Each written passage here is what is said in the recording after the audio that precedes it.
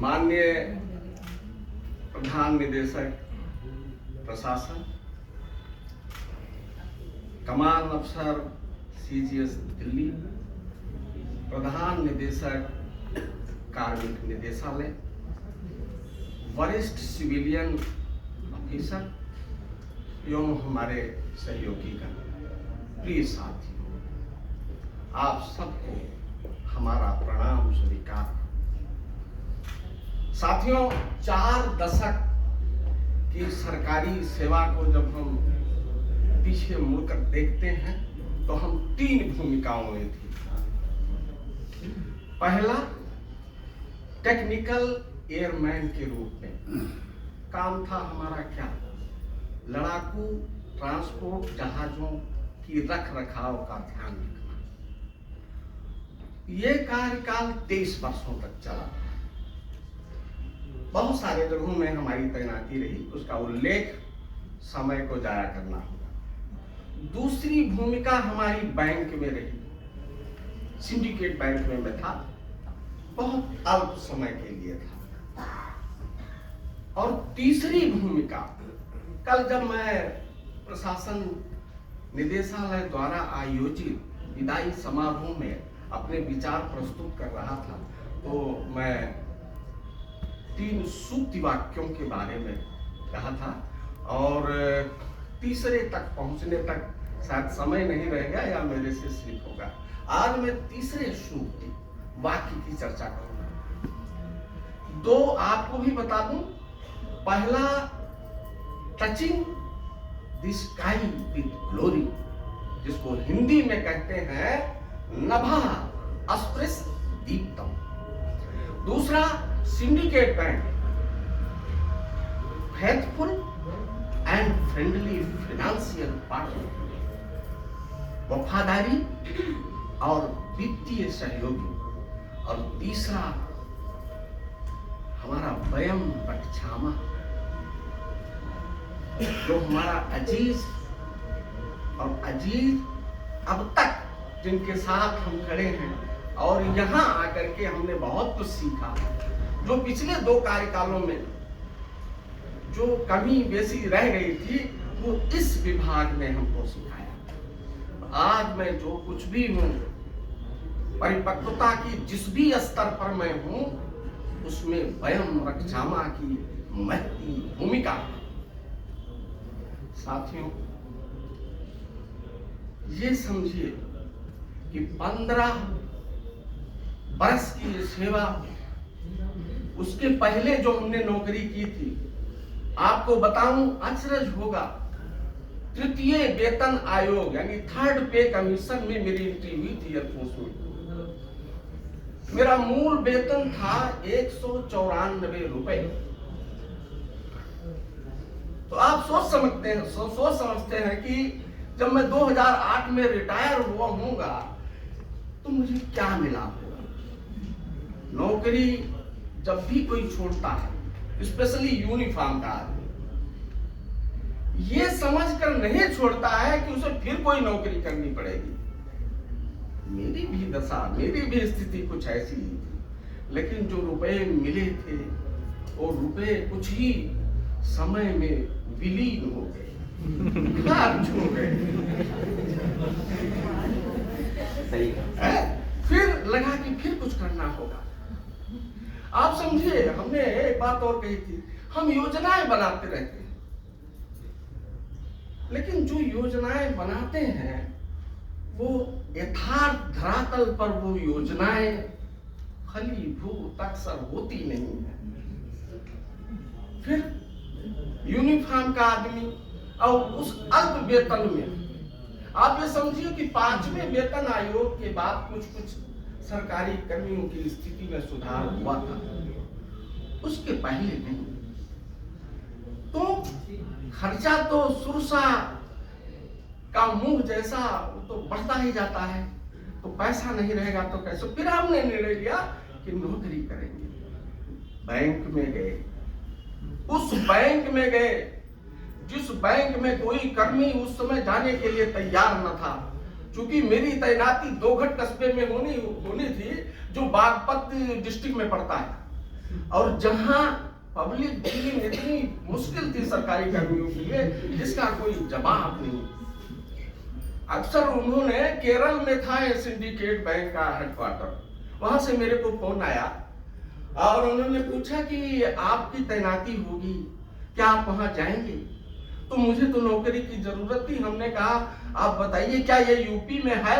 उन्होंने कहा हाँ यूपी में है। तो उन्होंने बताया बागपत है।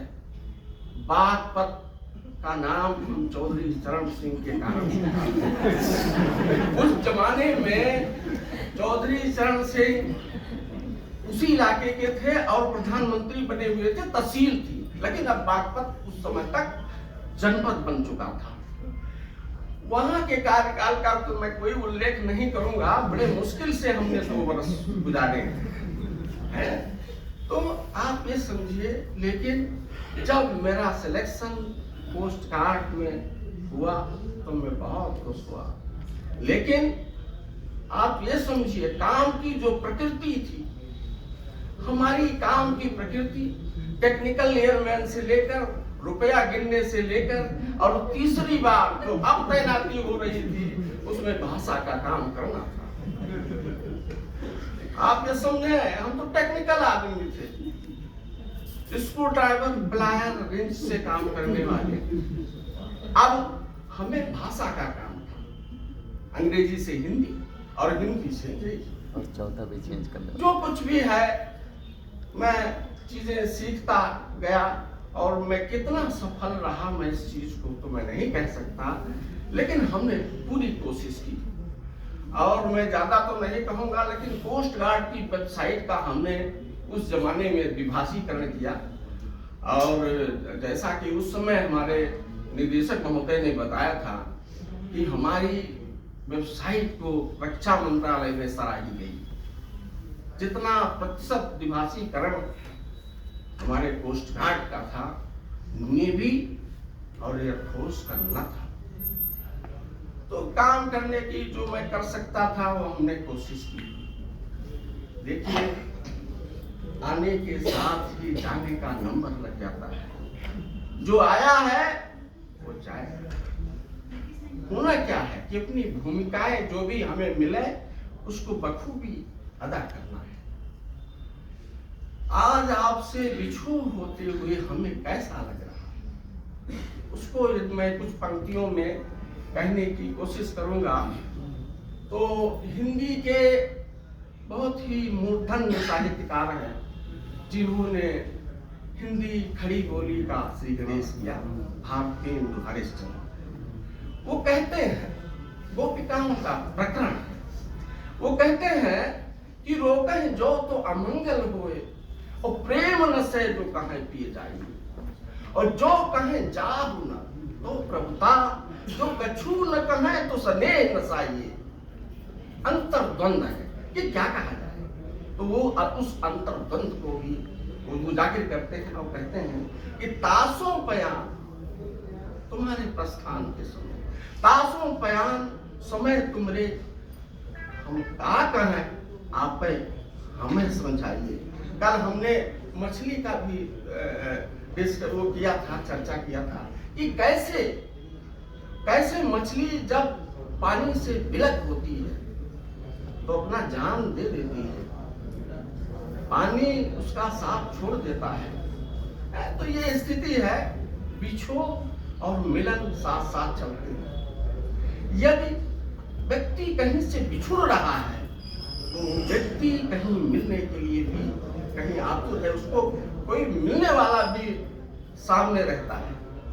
आज यदि मैं आप लोगों से बिछुड़ते हुए मुझे अपार दुख हो रहा है, उसके साथ ही साथ 40 बरस पूर्व जिनको मैं छोड़ कर आया था उनसे मिलने की भी हमें खुशी है, उनसे मिलने की भी हमें अभिलाषा है।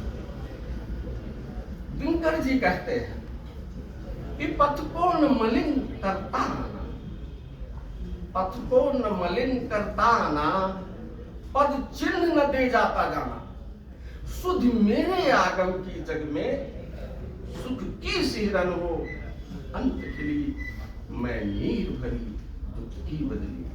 आप समझिए साथियों कि जो आपने ये भव्य आयोजन किया है विदाई समारोह का, इसके लिए हम आप सभी का आभार प्रकट करते हैं। दूसरी बात है कि कोस्ट गार्ड में जिस प्रकार जो छूट हमें काम करने की, जो स्नेह, जो प्यार मिला, उसका कोई जवाब नहीं है। उसको मैं शब्दों में व्यक्त नहीं कर सकता। चाहे बहुत ज्यादातर समय हमारे प्रशासन निदेशालय में ही रहा, लेकिन थोड़े समय के लिए वह सूचना प्रौद्योगिकी निदेशालय में भी रहा, कोस्ट गार्ड की वेबसाइट को लेकर के। हमारे जो भी लोग भाई बंधु हैं, इनसे हमें अत्यंत ही अच्छा सहयोग मिला और किसी प्रकार की हमें कोई दिक्कत नहीं रही। विशेषकर हमारे हिंदी अनुभाग के हमारे जो कर्मी हैं साथ में, चाहे वो सहायक निदेशक देवेंद्र सिंह हो, श्री कपिल कुमार हो, पूजा जी हो, चाहे स्वाति शर्मा हो, इन लोगों का हमें बहुत ही सहयोग मिला और इनके कारण से मैं अपनी जो भी भूमिकाएं थी वो मैं अदा कर सका। प्रशासन निदेशालय के अधिकारियों द्वारा किसी भी समय, कभी भी, किसी भी बात को लेकर जब भी मैं गया तो हमारी बात सुनी गई। इस संबंध में एक बात मैं और कहना चाहता हूँ। लोग कहते हैं प्रशासन सुनता नहीं। मेरा 4 दशकों का अनुभव है, मैं ताल ठोक कर ये बात कहता हूँ, आप अपनी बात को अच्छी तरीके से कहना सीखिए। साथियों, ये हमारा मूल मंत्र है। हमारे पीछे बैठे जो हमारे साथी हैं वो समझें, यदि आपकी बात में दम है, आपकी बात में तत्व है, कोई हो ही नहीं सकता कि आपकी बात न सुनी जाए। 4 दशकों में, चाहे वो एयरफोर्स रही हो, चाहे वो सिंडिकेट बैंक रहा हो, चाहे कोस्ट गार्ड रहा हो, हमने कोई भी किसी भी कोरे कागज में जो कुछ भी कहा, मेरे को सब कुछ मिला।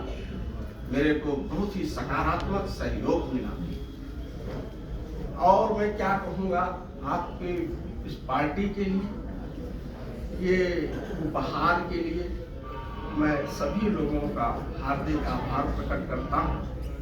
और इससे पहले कि मैं अपने वाणी को विराम दूंगा, मैं एक बार पुनः महादेवी वर्मा को याद करता हूँ, जिसमें वो लिखती है कि विस्तृत नभ का कोई कोना, मेरा न कभी अपना। विस्तृत नभ का कोई कोना, मेरा न कभी अपना होना। परिचय इतना, इतिहास यही, उमड़ी कल थी, मिट आज चली, मैं नींद भरी दुख की बदली। जय